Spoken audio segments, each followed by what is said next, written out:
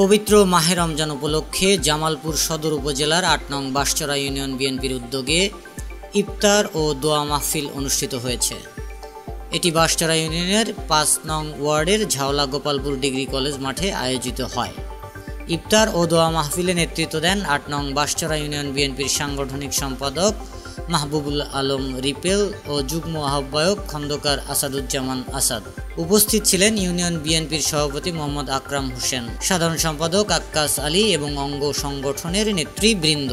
প্রধান অতিথি হিসেবে উপস্থিত থাকার কথা ছিল অ্যাডভোকেট শাহ ওয়ারেস আলী মামুন, তবে তার অনুপস্থিতিতে অন্যান্য জেলার নেতৃবৃন্দ অনুষ্ঠানে অংশগ্রহণ করেন। উপস্থিত ছিলেন শফিকুল ইসলাম সজীব, সাংগঠনিক সম্পাদক জেলা বিএনপি ও আহ্বায়ক জেলা যুবদল, ওয়ার্ড সভাপতি লাল মাহমুদ লাল মিয়া, সাংগঠনিক সম্পাদক মাহবুবুল আলম রিপেল, যুগ্ম সাধারণ সম্পাদক খন্দকার মোহাম্মদ আসাদুজ্জামান আসাদ এবং সাধারণ সম্পাদক মাসুদ পারভেজের নেতৃত্বে এই আয়োজন সফলভাবে সম্পন্ন হয়।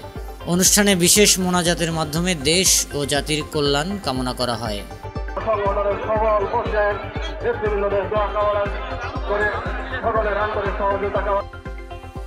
তথ্য ও ভিডিও চিত্রে জাহিদ হাসান, জামালপুর।